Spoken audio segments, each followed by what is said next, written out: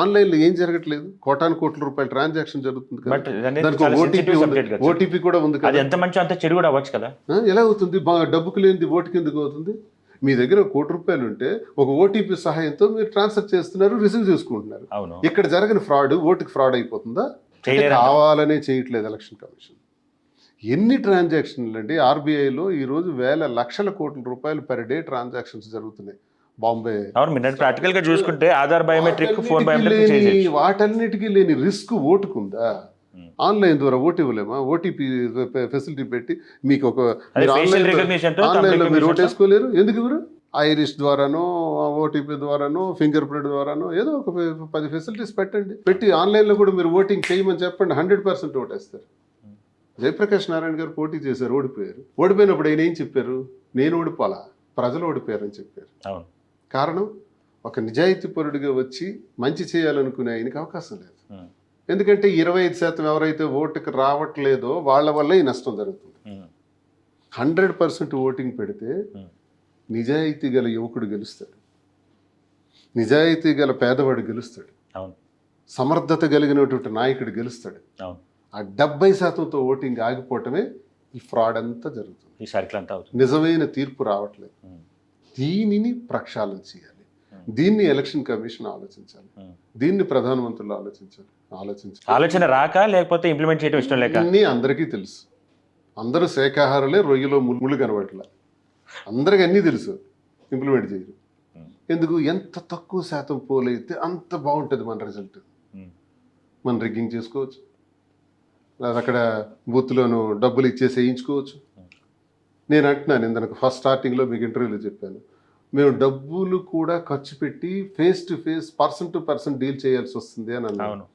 నాకు ఆ ధైర్యం ఎక్కడొచ్చింది? ఒక పోటీ చేసే వ్యక్తిగా నాకు తెలుసు ఆ ఊర్లోనూ 100 ఓట్లు ఉంటే 60-70కి ఎక్కువ పోలు కావని నాకు తెలుసు. కాబట్టి ఎవరిని పట్టుకోవాలో నాకు తెలిసిపోతుంది. ఒక 30 మంది వేయరాళ్ళు, ఆ వెయ్యిన వాళ్ళు కూడా నాకు తెలుసు. కాబట్టి వాళ్ళ ఇంటికి నేను వెళ్ళను, వాళ్ళని నేను డీల్ చేయను. వాళ్ళు ఓటేస్తారని నాకు తెలిస్తే నేను భయపడతాను. అరే బాబు, వాళ్ళు డబ్బుకి వేయరు, వాళ్ళు డబ్బుకి వేయరు, డబ్బు తీసుకోరండి. మేధావులు. ఈ ఓటు ఆగిపోతున్న శాతం ఎవరు అనుకుంటున్నారు? మేధావులు. సాధారణంగా 100 ఓట్లు ఉన్నాయంటే ఒక 75 పోలయ్యాయంటే ఆ 75లో ఒక 25 ఒక పార్టీవి, ఒక 25 మరో పార్టీ ఫిక్స్. వాళ్ళు ఎట్టి పరిస్థితులు మారరు. ఇంక మిగిలినవన్నీ 25 పోలైన ఓట్లు. ఆ 25 ఎవరు? మందు, డబ్బు, న్యూట్రల్స్ ఇందులో ఉంటారు. ఈ 25 మందిని ఎవడు మేనేజ్ చేసుకోగలిగితే వాడు గెలుస్తాడు. అది మా దరిద్రం. రాజకీయ నాయకుడిగా మేము అనుభవిస్తున్నటువంటి నరకం గ్రామ స్థాయిలో. నిజాయితీ పరుడు రాజకీయాల్లోకి రాలేకపోవటానికి కారణం ఇది. అదే కానీ 100 మంది ఓటేస్తారని తెలిస్తే మిగతా 25 ఓటేయట్లేదు చూసారా, 25-30 మంది, వాళ్ళకి నేను భయపడట్లా. ఎందుకంటే వాళ్ళు రారు, నాకు తెలుసు. వాళ్ళు వస్తే నాకైనా వేయచ్చు, వాళ్ళకైనా వేయచ్చు. ఆ ధైర్యం నాకు లేదు.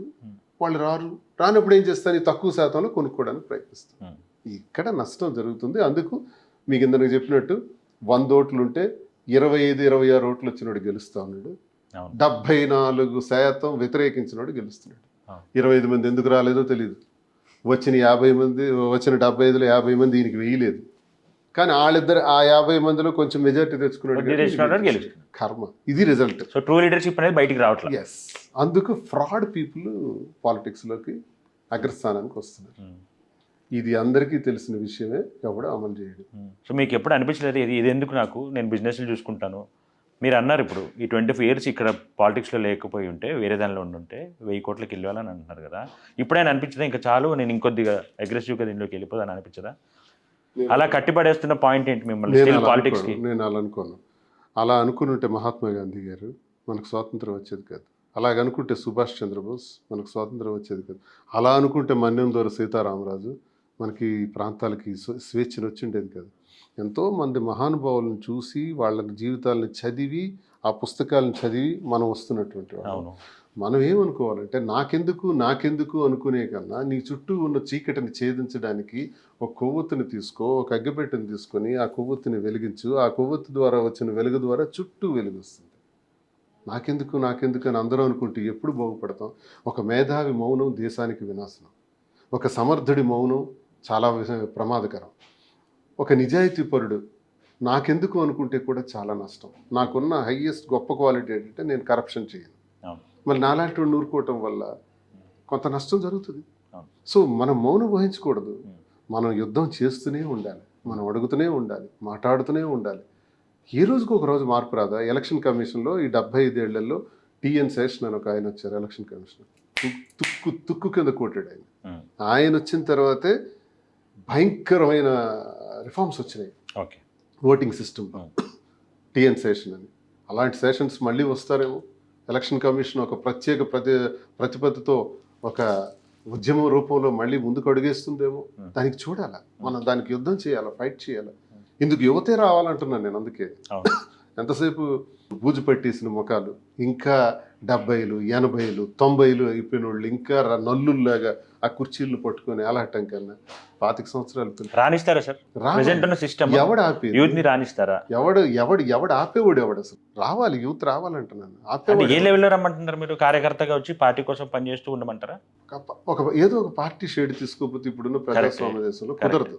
ఏదో ఒక పార్టీ ఉండాలి. నీకు నచ్చిన పార్టీ నువ్వు తీసుకొని నువ్వు కష్టపడి పనిచేయటం ప్రారంభించు. ఒక వార్డు మెంబర్గా ఉంది, పోటీ చేసి గెలు, ఓడిపో, నష్టం లేదు. నా ఓడిపోవటం గెలిచిన వాడే లీడర్ కాదు. ప్రజలతో ఉండేవాడు, సమస్యలను భుజాన వేసుకునేవాడు, వ్యవస్థలు నడిపేవాడు, ప్రజలకు అండగా ఉండేవాడే లీడర్. లీడర్ అంటే అర్థం గెలిచేవాడు కూడా కాదు, ఓడేవాడు కూడా లీడరే. ఓడేవాడు ఎలా ఉండాలంటే ప్రజా సమస్యల్ని తన సొంత సమస్యలుగా డీల్ చేయగలగాలి. అలాంటి సిస్టంతో ప్రతి యువత వచ్చి ఒక వార్డు మెంబర్గా, ఒక సర్పంచ్గా, ఒక ఎంపీపీ, ఒక జెడ్పీటీసీ అలా అలా అలా అలా కూడగట్టుకుంటే దేశం మొత్తం ఏ రోజు ఒక రోజు మార్పు వస్తుంది. ఇప్పటికీ గతానికి చాలా మారింది కదా, చాలా ప్రక్షాళన జరిగింది కదా. వాజ్పేయి లాంటి వ్యక్తి చిన్నప్పటి నుంచి రాజకీయాల్లో ఉన్నటువంటి వ్యక్తి ప్రధాని అవడం, ఎన్నో మార్పులు జరిగినాయి. మోదీ గారు లాంటి వాళ్ళ వల్ల ఎన్నో మార్పులు జరిగాయి, రిఫార్మ్స్ వచ్చాయి. అలాగే ఇందిరాగాంధీ వల్ల ఎన్నో రిఫార్మ్స్ వచ్చినాయి.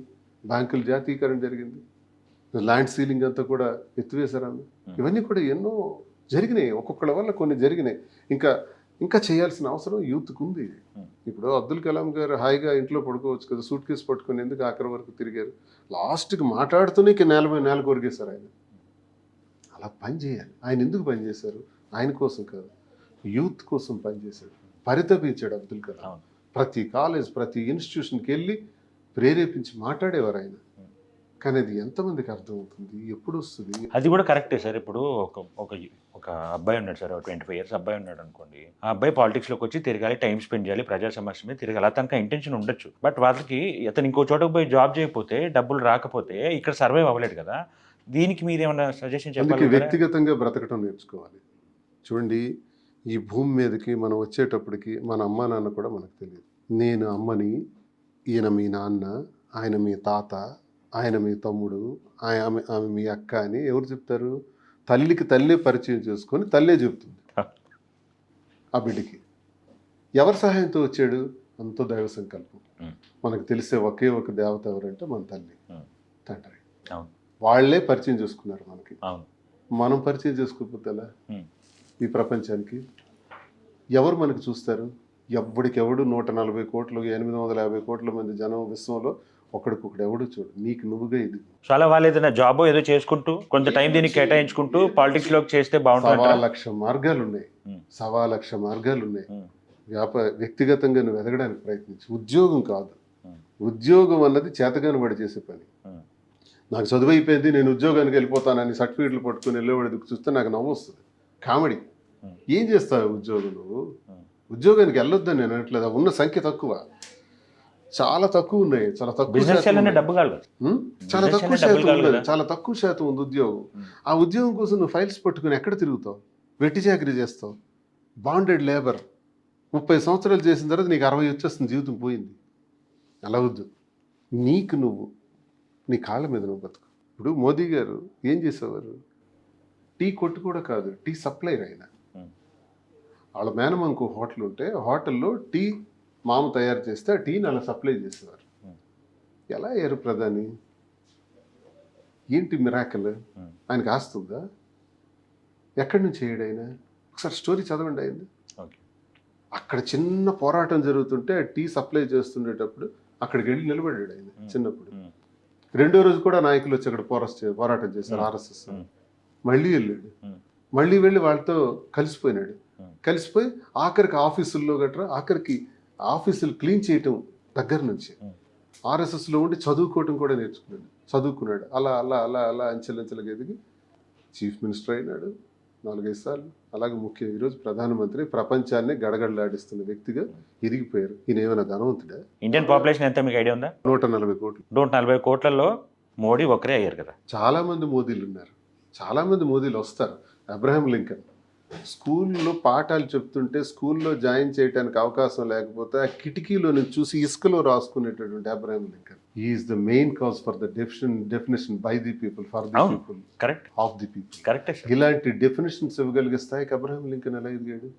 ఎంతమంది జీవితాలు చూడండి. భూమి మీద లక్షాధికారిగానో కోటీశ్వరుడిగానో మారిన ఏ ఒక్కడు కూడా ఒక్క 2 జనరేషన్స్ ముందుకు వెళ్తే వాళ్ళు కటిక దారిద్ర్యాన్ని అనుభవించిన వాళ్ళు. అవును. అంబానీకే చూసుకుందాం, ధీరుభాయ్ అంబానీ. సో ఆ బిజినెస్ అంటే సీక్రెట్ ఏంటి సార్? సక్సెస్ సీక్రెట్ ఏంటి మీ ఉద్దేశం ప్రకారం? అంటే మీ సక్సెస్ సీక్రెట్ ఏంటి చెప్పగలుగుతారు మాకు? సక్సెస్ సీక్రెట్స్ ఏంటంటే మన మీద మనకు కాన్ఫిడెన్స్ ఉండాలి. నేను ఇది చెయ్యాలి అనుకోవాలి. నేను ఏం చేశాను, విద్యా సంస్థలు పెట్టాను. అంటే నాకు ఇంగ్లీషు, ఎంఏ ఇంగ్లీష్ లిటరేచర్ కాబట్టి గ్రామర్ చెప్పడంలో నైపుణ్యత సంపాదించుకున్నాను. లెసన్ ఎక్స్ప్లెయిన్ చేయటంలో చదివి పాయింట్ వైజ్ ఎక్స్ప్లెయిన్ చేయటం తెలుగులో నేను నేర్చుకున్నాను. ఎప్పుడైతే ఇంగ్లీష్లో చదివి తెలుగులో చెప్పడం మొదలు పెట్టాను, స్టూడెంట్స్ విపరీతంగా వచ్చారు. సార్ బాగా చెప్తారు ఇంగ్లీష్. నేను కామెడీగా, డ్రామాటిక్గా, యాక్టింగ్ చేస్తూ ఇవన్నీ చేయటం చేశాను. ఆ స్కిల్స్ వల్ల గ్రామర్లో టెక్నిక్స్ కూడా నేర్పించాను. గ్రామర్ కోసం భయపడిపోతారు, నేను గ్రామర్ ఫింగర్ టిప్స్ మీద నేర్పించేస్తాను. టెన్సెస్ కానీ, వాయిస్ కానీ ఇవన్నీ కూడా నేర్పించేసి ఆయన్ని గ్రామర్లో స్ట్రెంగ్థన్ చేసేస్తాను విద్యార్థిని. ఇవి నా దగ్గర చిన్న ఉన్న నాకు ఒక అడ్వాంటేజ్.